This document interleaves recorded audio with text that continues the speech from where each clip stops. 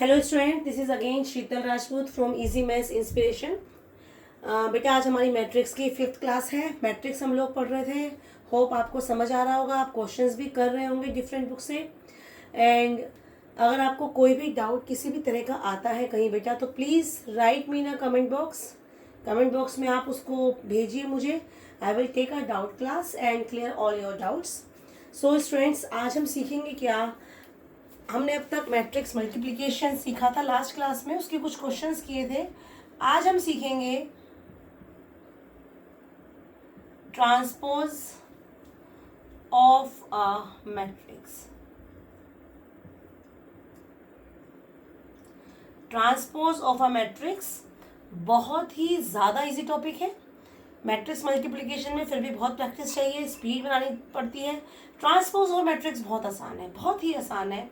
It is denoted by A dash और A transpose. ये होता क्या है मुझे एक्सप्लेन करने की जरूरत भी नहीं है, आप खुद पता लगा लेंगे एक एग्जाम्पल के थ्रू।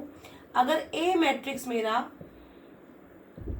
ये है and if I find out A transpose, this will be 2 3 1 4 7 9। I think आपको एग्जाम्पल से ही क्लियर हो गया होगा कि ट्रांसपोज ऑफ अ मैट्रिक्स क्या होता है। रो को बिल्कुल ठीक है, हमने बिल्कुल सही गेस किया है कि रो को हमने कॉलम में लिख दिया है। That is a transpose of matrix. That means row and column are interchanged. जब आप रो और कॉलम को आपस में इंटरचेंज कर देते हैं, we get transpose of matrix. यहाँ से एक चीज और समझ आती है। दैट मीन्स अगर किसी मैट्रिक्स का ऑर्डर m/n है तो उसके ट्रांसपोज का ऑर्डर, जितनी यहाँ रोज थी वो कॉलम बन गई ना, n/m हो जाता है। ठीक है, this thing must be clear to all of you. ठीक है, और क्या यहाँ से समझ में आता है हमें, अगर हम इसको और सिंबॉलिक फॉर्म में लिखें, जैसे मैंने पहले ही बताया था, मैट्रिक्स की कंडेंस फॉर्म बताई थी कि मैट्रिक्स को हम ऐसे भी लिख सकते हैं ना, AIJ, जहाँ पे आई क्या होता है नंबर ऑफ रोज, आई क्या होता है रोज रिप्रेजेंट करता है, जे क्या होता है कॉलम रिप्रेजेंट करता है। और अगर मैं इसका ऑर्डर m/n लेती हूँ तो आई की वैल्यू 1 से लेकर m तक जाएगी, जबकि जे की वैल्यू 1 से लेकर n तक जाएगी। तो इसका अगर मैं ट्रांसपोज निकालती हूँ, so it will become IJI and order will be n cross m। Again j की वैल्यू 1 से n तक, आई की वैल्यू 1 से m तक, मीन्स आई की वैल्यूज चेंज कहाँ थी, यहाँ भी कहाँ से कहाँ तक आ रही थी, 1 से m तक, यहाँ भी कहाँ से कहाँ तक आ रही है 1 से m तक। तो किसी मैट्रिक्स का ट्रांसपोज करते हैं, रो और कॉलम को इंटरचेंज करते हैं, एलिमेंट भी आपका चेंज आता है। रो वाला एलिमेंट कॉलम में आ जाता है, कॉलम वाला एलिमेंट रो में चला जाता है। I think this must be clear to each one of you. अब यहाँ से एक और चीज़ देखिए, अगर मैं ए और ए ट्रांसपोज की मल्टीप्लाई करूँ, ठीक है, तो ए का ऑर्डर सपोज m/n है, तो ऑटोमेटिकली ए ट्रांसपोज का ऑर्डर n/m होगा। ये चीज हमेशा मैच करेगी, इजंट इट? तो A into A transpose always possible. कभी ऐसा होगा नहीं, हमने पहले एग्जाम्पल देखे थे ना मैट्रिक्स मल्टीप्लिकेशन में, कई बार ए भी पॉसिबल था, कई बार ए भी पॉसिबल नहीं था। हम देख रहे थे पहले वाले के कॉलम दूसरे वाले की रो के इक्वल होने चाहिए, इसमें तो बेटा हमेशा ही होंगे ना, इसी को तो पलट रहे हैं। तो ए ट्रांसपोज ऑलवेज पॉसिबल, और जो इसको मल्टीप्लाई करके आंसर आएगा that will always be the square matrix. और डिटेल में ही पढ़ेंगे ए ट्रांसपोज के बारे में कि मल्टीप्लाई करके मैट्रिक्स कैसा आता है। अभी तक हमने इतना देखना है कि जो मैट्रिक्स आएगा वो स्क्वायर मैट्रिक्स आएगा। अगर मैं ए ट्रांसपोज इंटू ए करूँ, ए ट्रांसपोज का ऑर्डर क्या है n/m, इसका ऑर्डर क्या है m/n, तो भी आपका मैट्रिक्स सेम नहीं आ रहा। आई एम नॉट सेइंग कि ए कॉम्यूटेटिव तो होता ही नहीं है ना, हमने पहले बताया था आपको। तो ए इंटू ए ट्रांसपोज इंटू ए के इक्वल नहीं है, उसका ऑर्डर m/m है, उसका ऑर्डर n/n है, ऑर्डर ही सेम नहीं है, तो मैट्रिक्स कहाँ से इक्वल होंगे। लेकिन ये मुझे श्योर है कि ये हमेशा एक स्क्वायर मैट्रिक्स होगा और ये भी हमेशा एक स्क्वायर मैट्रिक्स होगा। सो ट्रांसपोज तो बहुत अच्छे से क्लियर हो गया होगा सबको कि ट्रांसपोज ऑफ अ मैट्रिक्स होता क्या है। ठीक है, अब इसके बाद हमारा नेक्स्ट आता है, ध्यान देंगे कि अगर मैं एक एग्जाम्पल और लेती हूँ, 1 2 3, हमने पढ़ा है टाइप्स ऑफ मैट्रिक्स में। कैसा मैट्रिक्स है ये? टाइप्स ऑफ मैट्रिक्स रिकॉल करो, जिस मैट्रिक्स में केवल एक रो होती है, इसको रो मैट्रिक्स बोलते हैं। तो जब मैं इसका ट्रांसपोज करूंगी it will become a column matrix, isn't it? So अगर आपका 1 मार्क में आ गया कि transpose of a row matrix is always column matrix, ठीक है, मस्ट बी क्लियर। नाउ एक और एग्जाम्पल लेते हैं, एक मैट्रिक्स और लिखते हैं हम। सपोज मैंने लिखी मैट्रिक्स 5 7 2 7 3 9 2 9 5, ये एक मैंने स्क्वायर मैट्रिक्स लिखा है, ठीक है, ऑर्डर सेम रहेगा ट्रांसपोज करने के बाद भी। अब अगर मैं इस मैट्रिक्स का ट्रांसपोज करती हूँ, तो इस मैट्रिक्स का ट्रांसपोज देखिए रो वाइज लिखेंगे, रो में क्या लिखेंगे, कॉलम, ये पहला कॉलम, पहला जो कॉलम है रो आ जाएगा, 5 7 2 इंटरचेंज करना है। ये दूसरा वाला कॉलम दूसरी रो आ जाएगी, 7 3 9, तीसरे वाला कॉलम तीसरी रो आ जाएगी। हमने क्या निकाला है, ट्रांसपोज निकाला है, जैसे यहाँ निकाला था, रो को कॉलम में लिखा था, यहाँ पर भी क्या किया है, रो को कॉलम में कह लो चाहे कॉलम को रो में कह लो, हमने इंटरचेंज किया है। लेकिन हम इंटरचेंज करने के बाद क्या देखते हैं, हम देखते हैं तो सेम ही आ गए, ठीक है, इस वाले केस में क्या आ रहे हैं, ये सेम आ रहे हैं। मैं दूसरा एग्जाम्पल लूँ तो हमेशा सेम नहीं आता, ये मत इंटरप्रेट कर लेना हमेशा सेम आता है, 2 by 2 का ले लेते हैं। अगर मैं इसका ट्रांसपोज निकालती हूँ तो कितना आ रहा है, 2 3 4 6, तो थोड़ी सेम आ रहा है, लेकिन यहाँ पर ये सेम आ रहे हैं, ए ट्रांसपोज और ए आपस में इक्वल आ रहे हैं। और ऐसा मैट्रिक्स जिसमें ट्रांसपोज उस मैट्रिक्स की इक्वल आ जाए उसको हम बोलते हैं सिमेट्रिक मैट्रिक्स। तो सिमेट्रिक मैट्रिक्स क्या होता है बेटा, जिसमें मैट्रिक्स का ट्रांसपोज उसके खुद के इक्वल आ जाए। तो कैसे इक्वल आ रहा है ये, अगर आप ध्यान दें, ये रो 5 7 2 लिखा ना मैंने ऐसे, और ऐसे भी देखो 5 7 2 लिखा है, ये और ये सेम है, ऐसे ही 3 9 3 9 एंड 5, ठीक है। तो अगर एग्जाम में आता है कि give the example of symmetric matrix, बहुत आसान है, डायगोनल पे आप कुछ भी लिखो, जो एलिमेंट यहाँ वही एलिमेंट यहाँ, देखिए 2 7 9, मैंने यहाँ 2 लिखा हुआ है, 7 9, तो यहाँ भी 7 9, तो यहाँ कुछ भी लिखो 4, अगर डायगोनल में कुछ भी लिखो 7, जो यहाँ लिखोगे वही यहाँ लिखोगे, तो ये आपका हमेशा सिमेट्रिक मैट्रिक्स ही बनेगा, ठीक है। तो हमने क्या सीखा, ट्रांसपोज क्या होता है, दूसरा हमने क्या सीखा कि सिमेट्रिक मैट्रिक्स क्या होता है। सिमेट्रिक मैट्रिक्स वो होता है जिसमें ट्रांसपोज करने के बाद वो खुद के इक्वल आ जाए। और क्या चीज़ सीखी कि अगर मुझे पूछे कोई एग्जाम्पल दो सिमेट्रिक मैट्रिक्स का, तो मैं कैसे एग्जाम्पल दूंगी, रो में जो एलिमेंट लिखूंगी वही कॉलम में, डायगोनल यहाँ पे 2 से स्टार्ट किया, 2 7 9 2 7 9, ये सेम है, 4 3 4 3, यहाँ पर कुछ भी लिख दीजिए आप, तो हमेशा सिमेट्रिक मैट्रिक्स बनेगा, ठीक है। I think all these thing must be clear to you. Now class, बच्चों ने मुझसे कहा भी था मैम ये जो आप नोट्स लिखते हैं इस नोट्स का प्लीज़ हमें PDF प्रोवाइड करिए। तो बेटा मैं तो ये कहना चाहूँगी, जब आप मैथ्स कर रहे हैं, जब मैथ्स की वीडियो देख रहे हैं, you should have a notebook and pen with you, क्योंकि मैथमेटिक्स है टॉपिक जो करने से आता है। अगर आपको मैं रेडीमेड नोट्स दे दूँगी, आई एम डैम श्योर इतने अच्छे से आपको नहीं आएगा। क्लासेस में जो हम पढ़ाते हैं हम ऐसे ही पढ़ा रहे होते हैं और बच्चे साथ साथ इंपॉर्टेंट पॉइंट नोट कर रहे होते हैं, because when I am explaining the things you are having sufficient time to note it down. तो इतनी प्रैक्टिस तो आप लोगों के पास होनी चाहिए कि जब मैं आपको पढ़ा रही हूँ, हम बोर्ड पे पढ़ा रहे हैं, मैं भी लिख रही हूँ आपके साथ साथ, तो आपको ये चीज़ क्लियर ऑटोमेटिकली हो रही होंगी। वेल प्रिपेयर्ड नोट्स तो नहीं है ना पहले से कि आपको नोट्स चाहिए, हम भी लिख रहे हैं, आप भी लिखिए, करने से आएगा, साथ साथ करिए सॉल्व, ठीक है। तो नेक्स्ट टाइम जब भी आप मेरी वीडियो में बैठे तो आप नोटबुक और पेन लेके बैठे, अपने नोट्स खुद रेडी करें, ठीक है। चलिए आगे बढ़ते हैं। अभी हमने एग्जाम्पल लिया, हमने एक ऐसे मैट्रिक्स का जो क्या था हमारा, सिमेट्रिक था। क्यों सिमेट्रिक था, क्योंकि उसका ट्रांसपोज उसके खुद के इक्वल आ रहा था। और एग्जाम्पल लेते हैं, देखिए अब एक मैट्रिक्स और लेती हूं मैंने मैट्रिक्स ए लिया and which I have written 2 7 3, sorry it's not 2, it's suppose 0, 2 7 3 -7 0 -4, that is -3 4 0। एक मैट्रिक्स मैंने ये लिया, ठीक है। Again I have taken a square matrix. तो अगर मैं इसका ट्रांसपोज निकालती हूँ बच्चे, तो इसका ट्रांसपोज क्या आता है, ध्यान से देखेंगे। इसका ट्रांसपोज आएगा, हम अगर मैं रो वाइज लिखूँ तो 0 -7 -3, फिर 7 0 4, सेकेंड कॉलम लिखा, आप थर्ड कॉलम लिखेंगे 3 -4 0। तो क्या बताइए इस बार ये इक्वल आ रहे हैं, ट्रांसपोज मैट्रिक्स के इक्वल नहीं आ रहा है इस बार, अभी ये सिमेट्रिक नहीं है, है ना। सिमेट्रिक मैट्रिक्स क्या थे कि ट्रांसपोज पूरा इक्वल आ जाए। तो लेकिन कुछ तो रिलेशन दिख रहा है ना हमें इसमें ध्यान से ऑब्जर्व करें तो कुछ तो रिलेशन है।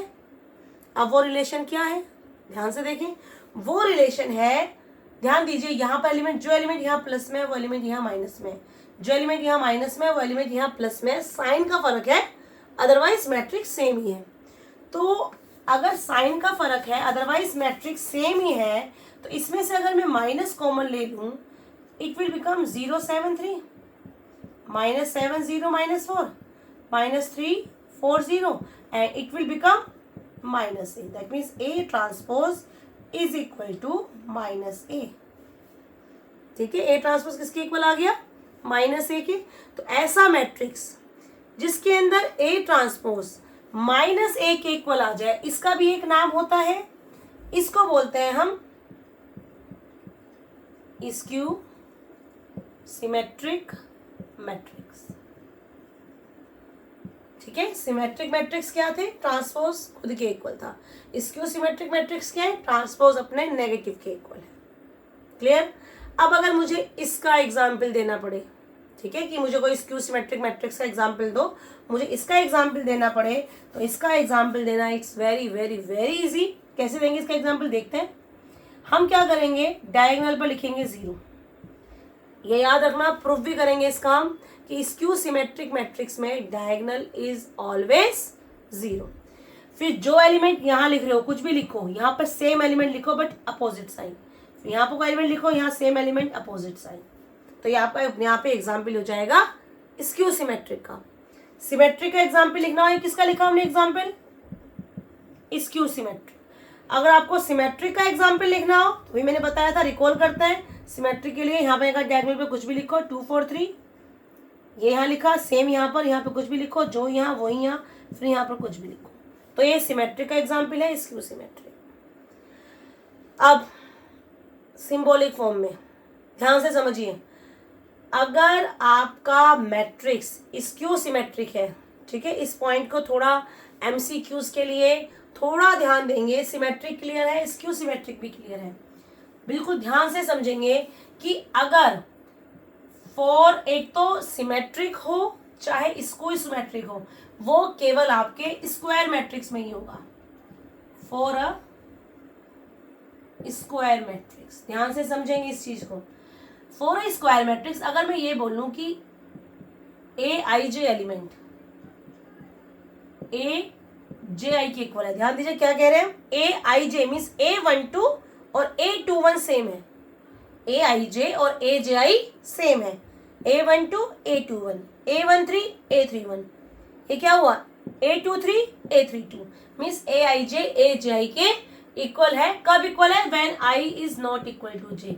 कौन सा एलिमेंट सेम है बेटा, देखो सिमेट्रिक में ये वाले तो सेम है, ये वाला इसके सेम है, डायगोनल तो कुछ भी हो सकता है। तो सिमेट्रिक की डेफिनेशन में आप ये भी कह सकते हो कि for a square matrix if a I J equal to a j i for all i not equal to j, तो इट इज सिमेट्रिक। ठीक है, और अगर स्क्यू सिमेट्रिक की डेफिनेशन ऐसे ही दें, पहला हो गया ये, स्क्यू सिमेट्रिक की दें, स्क्यू सिमेट्रिक में क्या होगा, फॉर ए स्क्वायर मैट्रिक्स को लिखना ही लिखना है, ये सिमेट्रिक का हो गया। स्क्यू सिमेट्रिक में क्या होगा, a I j is equal to negative of a j i, isn't it, ये इसके नेगेटिव के इक्वल है। और कब है इक्वल, जब आई इज नॉट इक्वल टू जे। इसमें केवल एक डेफिनेशन थी, इसमें एक और है, डायगोनल भी 0 होना चाहिए, means A I J equal to 0 if I equal to J. इसका क्या मतलब है, डायगोनल क्या होता है, ये होता है ना, इस पर A11 A22 A33 मतलब आई और जे सेम होता है। तो ये स्क्यू सिमेट्रिक की डेफिनेशन है। ठीक है, तो ये ऐसे सिंबॉलिक फॉर्म में आना चाहिए। MCQ आ गया, which of the following is not correct, ऐसे कुछ लिखा आ गया। If a I J equal to a j i, for ये नहीं, for all i not equal to j is symmetric. 3-4 statement दिए आपको, और फिर कहा इसमें से करेक्ट ढूंढो या इनकरेक्ट ढूंढो। तो मैथमेटिकल स्टेटमेंट तो लिखने आने चाहिए ना, कि सिमेट्रिक किसको बोलेंगे, स्क्यू सिमेट्रिक किसको बोलेंगे। ठीक है, आई थिंक यहाँ तक का टॉपिक आपको अच्छे से क्लियर हो रहा होगा, यहाँ तक के टॉपिक में कोई दिक्कत नहीं है। ठीक है, अब एक क्वेश्चन हम करेंगे, उससे हम एक रिजल्ट और इंटरप्रेट करेंगे। तो अभी तक हमने क्या रिजल्ट इंटरप्रेट किए, अभी तक जो इंटरप्रेट किए, सिमेट्रिक मैट्रिक्स वो होता है जिसका ट्रांसपोज उसके खुद के इक्वल आता है, स्क्यू सिमेट्रिक वो होता है जिसका ट्रांसपोज के नेगेटिव के इक्वल आते हैं। और ट्रांसपोज कैसे निकालते हैं? ट्रांसपोज निकालने के लिए रो और कॉलम को इंटरचेंज करते हैं। चलिए अब एक मैट्रिक्स में लिखती हूँ, ध्यान से समझिए। एक कोई भी मैंने मैट्रिक्स लिया ए, ठीक है, 5 3 9 2 7 1 8 5 3, ठीक है। और क्वेश्चन क्या है मेरे पास? क्वेश्चन है कि find A plus A transpose and A minus A transpose. Find करिए इसको, ठीक है। तो इसको फाइंड आउट करना है। मैट्रिक्स का एडिशन सबको आता है। ए मेरे पास है, ए ट्रांसपोज निकाल लेते हैं। कितना आएगा? 5 2 8, पहला कॉलम रो में लिख दिया, फिर ये दूसरा कॉलम और ये तीसरा कॉलम। कॉलम और रो को हमने इंटरचेंज किया तो हमारे पास ए ट्रांसपोज आ गया। अब निकालेंगे ए प्लस ए ट्रांसपोज। कितना आएगा ए प्लस ए ट्रांसपोज? देखते हैं जरा, ऐड करिए। 10 5 17 5 14 6, then it should be 17 6 and 9। ये मेरा आया A plus A transpose. Let us find out A minus A transpose as well. चलिए निकालते हैं ए माइनस ए ट्रांसपोज। पहला एलिमेंट आया 0, 5 minus 5 0, 3 minus 2 is 1, then 9 minus 8 is 1, then -1, then 0, then 0 के बाद -4, then you will be having -1 4 और 0, ठीक है। तो यहाँ पर हम ध्यान दें, ये तो बहुत आसान था। अब मुझे इसके बारे में, मैं 2 सेकंड आपको दे रही हूं, इसके बारे में और इसके बारे में मुझे कुछ आपको बताना है। वो आप खुद ऑब्जर्व करिए मुझे क्या बताना है। ध्यान से ऑब्जर्व करिए, देखिए ध्यान से। 10 5 17, 10 5 17, 14 6 14 6 9। यहाँ पर डायगोनल पे 0, ये पॉजिटिव ये नेगेटिव, ये पॉजिटिव ये नेगेटिव, ये नेगेटिव ये पॉजिटिव। तो ये समझ में आ रहा है कि अगर ए कोई स्क्वायर मैट्रिक्स है और अगर हम ए प्लस ए ट्रांसपोज करते हैं तो हमेशा सिमेट्रिक ही आता है। तो इस रिजल्ट को आप याद रखेंगे कि ए प्लस ए ट्रांसपोज, ये कोई मैट्रिक्स हमेशा ही सिमेट्रिक आता है। अगर मैं इसी में किसी 2 से मल्टीप्लाई कर दूं, 3 से मल्टीप्लाई कर दूं, तो वो भी हमेशा सिमेट्रिक ही आएगा। तो हम और रिजल्ट क्या कह सकते हैं? ध्यान से समझेंगे। रिजल्ट इज के ए प्लस ए ट्रांसपोज हमेशा सिमेट्रिक, के ए माइनस ए ट्रांसपोज हमेशा स्क्यू सिमेट्रिक। के क्यों लिख रहे हैं? कि अगर हम ए प्लस ए ट्रांसपोज के बाद कुछ मल्टीप्लाई भी कर रहे हैं, सारे एलिमेंट में मल्टीप्लाई होगा ना, तो वो भी सिमेट्रिक ही रहेगा, ठीक है। अब जितना हमने पढ़ा है, अब तक जितना हमने पढ़ा, इतना ही करेंगे आज। इसके बेसिस पर क्वेश्चंस, ठीक है। क्वेश्चंस करना बहुत जरूरी है। इसके बेसिस पर क्वेश्चन कैसे आते हैं? एक क्वेश्चन तो बहुत आता है 2 मार्क में, पहले 3 मार्क में आया करता था, अब इजी बहुत ज्यादा है तो 2 मार्क में आता है। शॉर्टकट हमारे पास नए नए आ गए हैं। क्या वो क्वेश्चन आता है 2 मार्क में? आएगा एक, आपको मैट्रिक्स दिया होगा, right matrix A is equal to 10 5 7 3 1 2 4 -1 3 as the sum of symmetric and skew symmetric। इस मैट्रिक्स को आप 2 मैट्रिक्स के सम की फॉर्म में लिखिए। और ऐसे नहीं लिख देना है सम की फॉर्म में कि 5 को 6 + 4 लिख दो, या 10 को 6 + 4 लिख दो, या 10 को 7 + 3 लिख दो। आंख बंद करके नहीं लिखना है ऐसे। क्या लिखना है? सम तो करना है, एक सिमेट्रिक होना चाहिए और एक स्क्यू सिमेट्रिक। ए को लिखना है। तो कैसे लिखेंगे ए को? ये हमारा, ये तो मुझे पता था, ए प्लस ए ट्रांसपोज क्या था? सिमेट्रिक था। और ए माइनस ए ट्रांसपोज क्या था? स्क्यू सिमेट्रिक था, ठीक है। ये तो मुझे पता है ना। अगर मैं इन दोनों को ऐड करती हूं तो क्या मेरे पास ए आ रहा है? मेरे पास क्या आ रहा है? 2a आ रहा है। ए ट्रांसपोज ए ट्रांसपोज कर जाएगा, 2a आएगा। लेकिन मेरा तो ए आना चाहिए ना। यहाँ पर हमने कहा ए को लिखना है, तो आप क्या करेंगे? हाँ, हाफ लगा दीजिए। समझ में आई ना की रेलेवेंस? हाफ लगा देंगे आगे, तो ये हमेशा सिमेट्रिक रहेगा, ये हमेशा स्क्यू सिमेट्रिक रहेगा, ये तो हमने पढ़ाई है। और इसको प्लस करके ए भी आ रहा है। 2 मार्क का क्वेश्चन है, जाए टाइम एग्जाम में लगाना नहीं, आप सीधा ये फॉर्मूला लिखना, उसके बाद ये मेंशन कर देना कि ये वाला आएगा सिमेट्रिक और ये वाला आएगा स्क्यू सिमेट्रिक। कुछ टाइम मत लगाना, कुछ जब पी क्यू वगैरह लेट करवाते हैं, कई बार हम भी क्लास में लेट करवाते हैं, पी एंड क्यू लेके इसके पी है ये क्यू है, फिर पी निकालो फिर क्यू निकालो, कोई टाइम नहीं वेस्ट करना। ए मेरे पास है, मैं ए ट्रांसपोज निकालती हूँ, कितना आएगा 10 5 7 3 1 2 4 -1 3, और सीधा मैं ए इज इक्वल टू लिख दूंगी हाफ, क्या है ए प्लस ए ट्रांसपोज, करो जरा 28 11 8 2 1 और 11 and 1 and 6 प्लस, इसमें पुट करो, देखो बेटा सीधा वैल्यू क्या निकाला, A is equal to half A plus A transpose then half A minus A transpose, करो जरा कितना आएगा 0 5 - 3 is 2 7 - 4 is 3, यहाँ पर आएगा आपका 3 - 5 -2, फिर 0 2 माइनस माइनस प्लस हो जाएंगे तो 3 आएगा, यहाँ पर आपका -3 आएगा, यहाँ पर भी आपका -3 आएगा, यहाँ 0 आएगा। ठीक है, अब इसके बाद 1/2 से अंदर और मल्टीप्लाई कर दो, 3 स्टेप, पहला दूसरा तीसरा स्टेप के बाद आंसर है। ठीक है, क्या आंसर आ गया, इसको 2 से डिवाइड करें तो 10 4 11/2 4 1 1/2 11/2 1/2 3, और यहाँ पर क्या आंसर 0 1 3/2 -1 0 3/2 -3/2 -3/2 0। ये हमने ए को, इस मैट्रिक्स ए को दो सम की फॉर्म में लिखा है, जिसमें एक सिमेट्रिक है और एक स्क्यू सिमेट्रिक है। ऐसे लिख के आओगे, कोई ओरली आप देख लेना ऐड करके ये आ रहा है नहीं आ रहा है, ऐड करके दिखाने की जरूरत नहीं है, कि क्वेश्चन है मुझसे कहा है इसको दो सम की फॉर्म में लिख लिया, लिख दिया हमने, ये थोड़ी कहा चेक भी करिए ऐड करके वो आ रहा है कि नहीं, वो आप ओरली चेक करके देख सकते हैं। ठीक है, तो एक क्वेश्चन तो यहाँ से आता है 2 marker.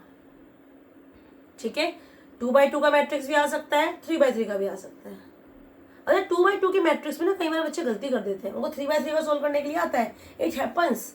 Once I have given exam में ना, मैंने केवल ये क्वेश्चन दिया ये, और बच्चे कंफ्यूज हो गए, ये था मतलब मैं 3/3 की जगह एज ए सम ऑफ ये दे दिया मैंने, तो इसमें मुझे नहीं समझ में आया बच्चे क्यों कंफ्यूज हो गए, तो बहुत आसान हुआ ना, ए ट्रांसपोज क्या आएगा इतना सा आ जाएगा।